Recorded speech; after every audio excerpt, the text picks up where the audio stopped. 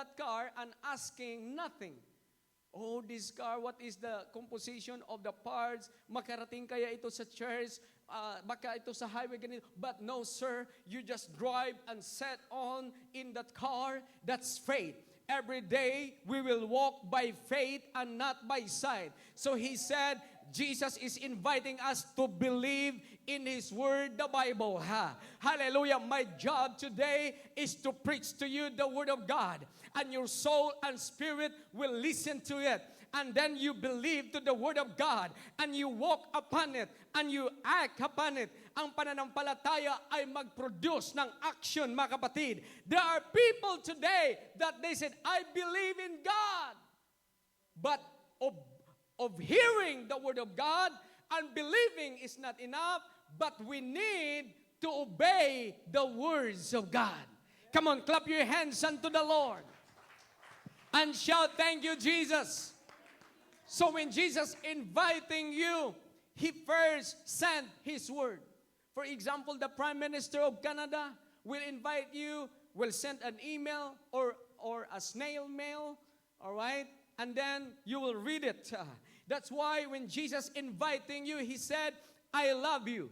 In John 3:16, He said, for God so loved the world. That's the love letter of the Lord. He said, whatever your sins in the past, His invitation, He said, come unto me and I can forgive you.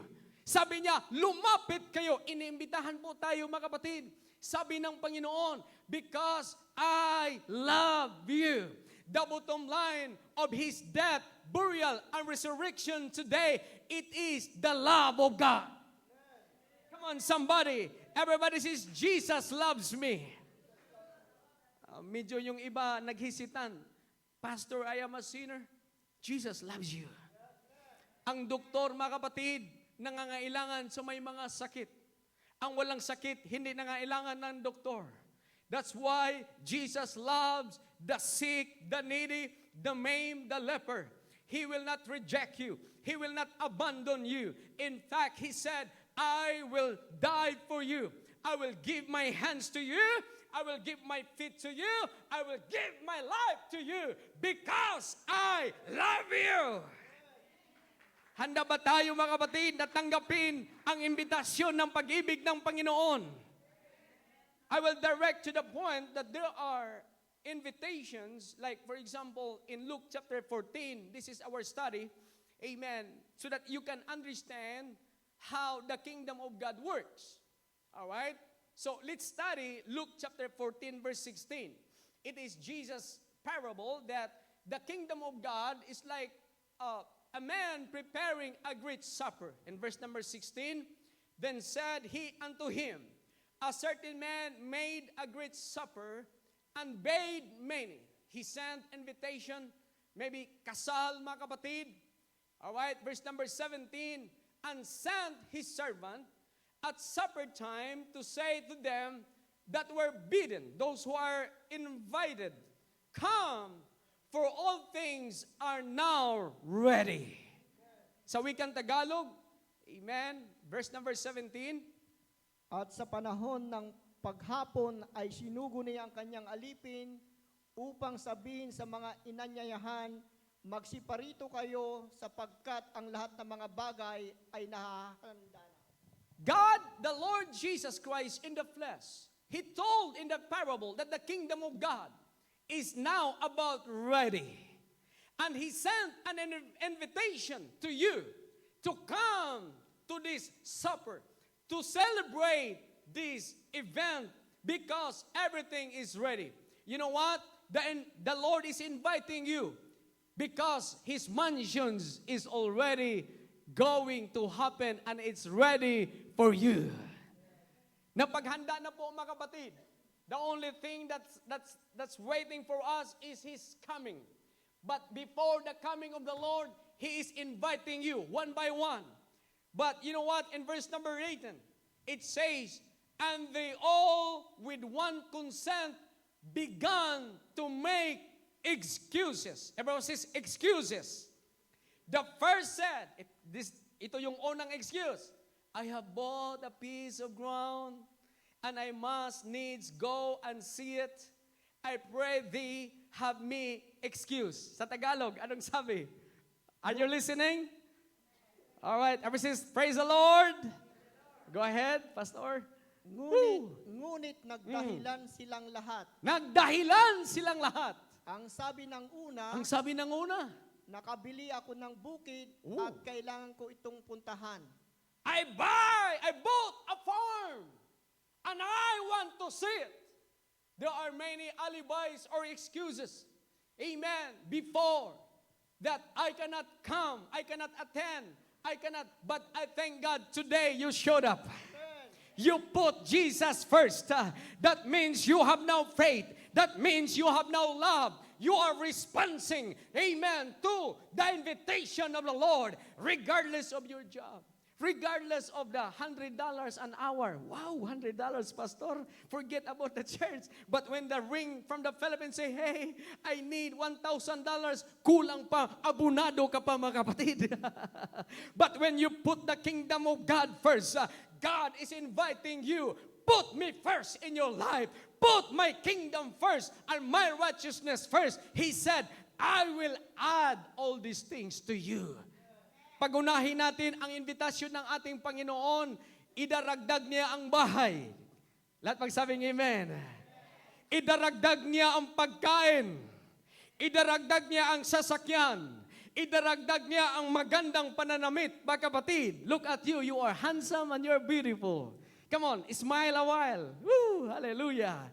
Talunan ang kaaway. Amen. The enemy is defeated today. Why? You answer the invitation of Jesus today. Oh, hallelujah. I believe, amen, it doesn't matter that you have a farm or it doesn't matter that you have an appointment today, but you put His kingdom first. He said, I will do what God has said to me. But this man, he said, he has an excuse. Sorry, maraming tao, gusto ko pupunta sa langit. Sa simbahan nga malapit, hindi makapunta. Bato-bato sa langit, ang tamaan ay pwede nang magalit. Because once the invitation, pag ikaw inimbita, privilege mo yan mga kapatid. Yung iba sabi na, bakit hindi ako inimbita? Kasal pala or divo or birthday, kawawa naman ako. Praise God. But you know what? This invitation of Jesus is more than wedding or more than a birthday party. This is the invitation for eternity. This is the invitation that will last forever. So they have excuses. I bought a piece of land, a ground, as I must need to go and see it. Verse number 19, another excuse. And another said, I have bought 5 yoke of oxen, and I go to prove them. I pray thee, have me excuse. Sa Tagalog, anong sabi? Sinabi naman ng isa, Oh, nakabili ako ng 5 magkapares na baka may mga baka. at kailangan masubukan ko sa bukid ang mga iyon. Kayo na sana ang bahalang magpaumanhin sa akin. Sabi Jesus, nakabili ako ng baka, 5 oxen. I want to test them if they are good for meat or for medium rare. Or, you know what? Hallelujah. I don't know what happened. He paid the money and then he is not sure that the oxen or the cows are good for meat or good for, Brother Mario is matadero, mga kapatid. Alam niya ang baka. Bago mo bibilhin, Brother Mario, kitang-kita mo na ang ginansya, right? You know the prophet. You know how the oxen or the cow costs you something. But I'm going to tell you, this man that being invited by the Lord in the supper, he just made up an excuses. But I thank God today, ladies and gentlemen, I'm talking about you, that there are excuses before. Amen. But I thank God that one day, you answer the invitation of the Lord. Panginoon, hindi makahadlang ang baka. Hindi makahadlang ang aking mga kaibigan. My friends, and all the events, the Blue Jays cannot hinder me. The Raptors or the NBA playoff cannot hinder me. My friends and their party cannot hinder me. I will attend your party, God. I will attend in the church in your presence. Di ba? Pag may gusto, maraming paraan. Pag ayaw, maraming dahilan. If you want it, you got it, you will make a way. But if you don't like it, amen, we cannot force you because you have your own mind, you have your own heart. I thank God, we honor God today. This is the first day of the week and to celebrate, amen, His resurrection and to thank the Lord God. Thank you for inviting me. Woo! Shout hallelujah! Shout praise the Lord! And the third excuse may be a valid one. Look at the third excuse for the invitation. Oh, Jesus, He said, another, you know what? He said, another said, I have married a wife, and therefore I cannot come because we go for honeymoon. Not in the Bible, but, you know, in your brilliant mind, what's the excuse? And thank God, this is a valid excuse. Some of you cannot serve God because you love your boyfriend or girlfriend more than Jesus. Everybody says amen. My friend, hallelujah, maybe, you know, beauty will pass away. Mahal mo ngayon. Minsan, ang napangasawa ko, pastor, buksingero. Bakit? Ginawa kong pansimbag, parang si Manny Pacquiao. Everybody says amen. Sa Tagalog, anong sabi, pastor? Amen. Praise God. Sinabi naman ng isa, Sabi ng isa, ako'y bagong kasal, ako'y bagong kasal. kaya't hindi ako makakadalo. Yung iba nga, ang hindrance ay ang boyfriend or girlfriend, ulitin ko. But you know what? When you fell in love with the Lord, you said, oh, my husband, oh, my wife, or you a boyfriend, you have a boyfriend or girlfriend, amen, I will put Jesus first in my life. Why? Because He is my living God. He is the lover of my soul. Come on, I want to go to heaven. He is inviting me. Come on, somebody! Shout hallelujah! That's why when you follow the Lord, you are willing, amen, do not exchange your soul for the house, or for the car, or for the job, or exchange your soul for the temporary things in this world, because heaven and earth shall pass away, but my words will never pass away. I'm preaching for eternity today. Ladies and gentlemen, God proved it on the cross of Calvary. And what's the reaction of the Lord? In verse number 21, so that servant came and showed his Lord these things. You know what, brothers and sisters, thank you for inviting somebody today. Versus amen. Thank you for bringing them to the church every Sunday. Hallelujah. You are the servant of the Lord. Whether they said yes to you or no is not your problem. Their problem is between them and God.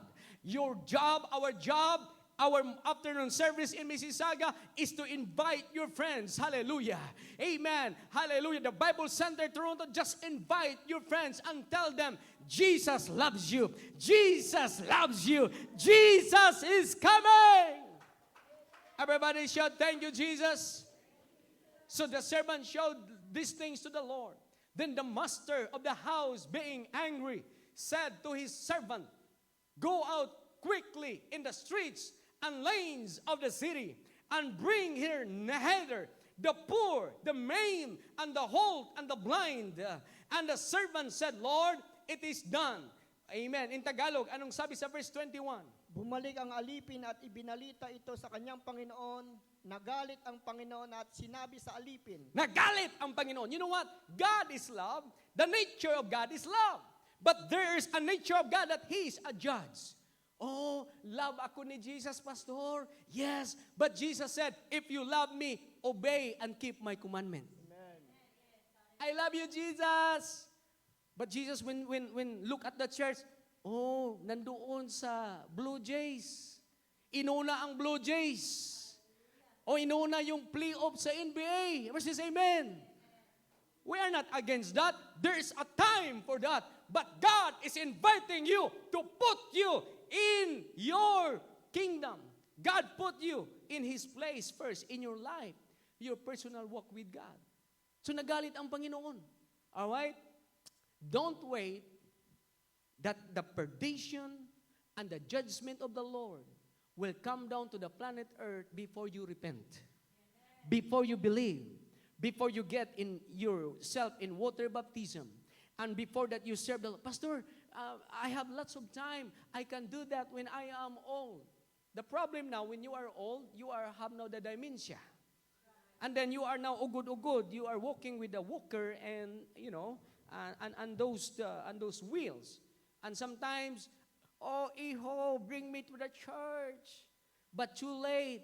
You don't have the strength anymore. But I am going to tell you, answer the invitation of the Lord, that you have the strength, you have the power to say, yes, God, that you are alive. The Bible says, let everything that hath breath praise ye the Lord. Come on, somebody. It's time to serve the Lord. It's time to answer the call of the Lord in our life. Hindi pa huli ang lahat na tayo'y magsisisi. Hindi pa huli ang lahat. Amen. Baka galit na lang at puot ang ating matatamo, mga kapatid. Okay? Nagalit ang Diyos at ano pa? Anong sabi niya?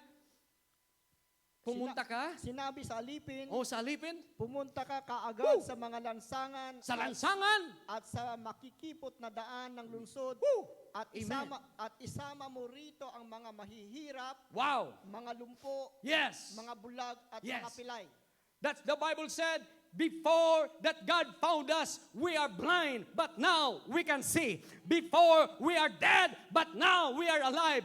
Iba sa ating mga kapatid, lumpo sa kasalanan, bulag doon sa kapahamakan. Amen. We are dead, we are blind, we are maimed, we are crippled, we don't have faith. But thank God, somebody inviting us. Somebody preach and teach to us the Word of God. And I thank God today, ladies and gentlemen, that God is here, that He loves you. Kaya mga kapatid, ang tinawag ng Diyos, hindi yung mga artista sa Hollywood. But you know what? You are more than the Hollywood. Minsan noon, ang pagtawag sa Diyos sa'yo, inibita ka doon sa bar houses. That you are drunkard. That God loves you when you were drunk. You are drunk. Some of you are full of vices, and God visited you and invited you. And now you make a decision. I am a poor guy. I am maimed. I am blind. Amen. When I die tonight, I don't know where I am going. But thank God somebody invited you, and you answer and tell them, yes, I will come with you. And when you hear the Word of God, tears are coming down into your eyes. And then there's a conviction in your heart, and faith start to move in you because you have religion, but the religion cannot save you. You have denomination and you have faith in the dead God, but there's no change in your life. There's emptiness of your heart. And when you sleep down during the night, amen, the answer is the alcohol and the drugs to knock you off, to forget your problem. Amen. You are maimed. You are walk. You cannot walk in the righteousness. But I thank God one day, God sent His love letter of invitation. Maybe God uses the co-worker. Maybe somebody invited you today. Maybe Pastor G.R. Sir Glory Bell invited you to join our afternoon service. Or maybe today your co-workers tell them, just try and see, because Jesus loves you. Amen. God knows your heart. God knows your heartache and pain. Somebody despise you. Somebody reject. Come on, I'm preaching to somebody right now. But don't lose your hope. There is a new beginning. The sun will rise to you. He said, I am the life. I am the resurrection. Oh, I prepare a place for you. And I will come again to receive you unto myself. That's why receive the invitation of the Lord today. Music team, let's go back. Amen. This is my closing today. Before we partake the Holy Communion today. Amen. Hallelujah. Pastor, I am here right now. I hear the invitation of the Lord. What must I'm going to do? Very simple. In Hebrews chapter 11, verse 1, we should have faith to the Lord Jesus Christ. Everybody says amen. What is faith? What is faith? Faith is the substance of things hoped for and the evidence of things not seen. Even you cannot see Jesus today, but in your heart, in your mind, and in your mouth, you can confess, Jesus, thank you for your love. I feel while pastor is preaching, while the music team is singing today, I feel some relief and peace in my heart. Maybe it's your first time to be here in this kind of service, but I'm going to tell you the difference. It is the move of the Holy Spirit. Because Jesus is real. He's about to change your mind. He's about to change your heart. And He's about to give you eternal life. It started in faith, believing. Ever since I believe, hallelujah. After that you believe, you make an action. You will go to repentance. And repentance, it is a decision that from now on, Lord, not my own will, but your will be done in my life. Repentance is a turnaround from your sinful nature, and then you will follow the Lord day by day, and you will walk according to His word. That's why we preach and we teach the word of God, because through faith, through the word of God, you are able to make a decision. Jesus, I will surrender myself to you. I surrender my will to you. It's not religion, but it is your heart that's being given to the Lord. Madali lang po mga kapatid. Isang pangako, mula ngayon Panginoon, hindi na po ang aking kalooban. Ako'y magpakumbaba sa iyo. Ako po'y hihingi ng kapatawaran, Panginoon, at susundin kita sa aking buhay. Ngayon, Panginoon, ikaw na ang magiging hari sa aking buhay. Before you are the boss of your life, but when you hear Jesus' invitation, you said, flesh, Chadri, not your will anymore, but it is the will of God in my life. And the third thing that you must to do, that you must be born again, in John chapter 3, verse 5, in water and of the Spirit. Born again is not a religion, but it is the experience, amen, that you have faith, that you have repented of your sins, and now you are going to be baptized in many waters. Not sprinkling, not a baby binyag. Wala pong binyag sa Bible, mga kapatid. The baby, they don't know how to repent. Baby Marvy, all right, and the babies, they have no sin. But we that has the guilt and the sense of accountability, we are the one who is able to repent and have faith. Unlike Jesus, that He said, John, do it. And Jesus was baptized by John the Baptist in Jordan River. Not sprinkling, hindi buhos, kundi kailangang ilubog ka sa maraming tubig at tawagin ang pangalan ni Jesus Christ. Lahat pagsabing Jesus Christ. Jesus Christ. Why? In Acts 2:38, it is the command. In order for us to be born again in water and of the Spirit, kapanganakan sa Espiritu, na tayo'y nagsalangsang noon, mga kapatid. Ngunit ngayon, the spirit of obedience, we will accept Jesus Christ's name in water baptism. It's not only church membership, but it says, then Peter said unto them, repent and be baptized, every one of you. Everybody said, including me. Pastor, I have religion. Have you been baptized in Jesus' name? Pastor, I have denomination. Did you obey the words of the Lord?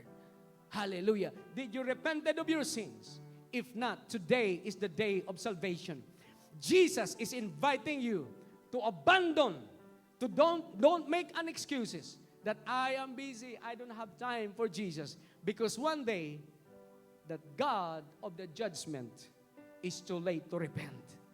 The purpose of water baptism, that he that believeth and is baptized shall be saved. And he said, repent and be baptized, every one of you, in the name Bible says, in the name of Jesus Christ. Go ahead. For the remission of sins. Lahat ng kasalanan, bayaran ng ating Panginoon. Nagkautang tayo. Amen. Sa kasalanan, sa ating kaluluwa, sinanla ng kaaway. But through the love of God today, the Lord will pay off all of your sin because of His death, burial, and resurrection. Jesus is sending a love letter, amen, to you today. To my brothers and sisters who have already in the kingdom of God, I'm going to tell you, continue serving God. Invite other people. Tell them that the supper, the wedding of the Lamb in heaven is about to happen. Mga kapatid, malapit na po ang pagbabalik ng ating Panginoon. My question today, kailan mo tugunin ang tawag at ang imbitasyon ng ating Panginoon? Shall we all stand? Praise God. Hallelujah. Hallelujah. Hallelujah. Hallelujah. Praise the Lord. I feel the love of God in this house today. I feel the love of Jesus in this house today.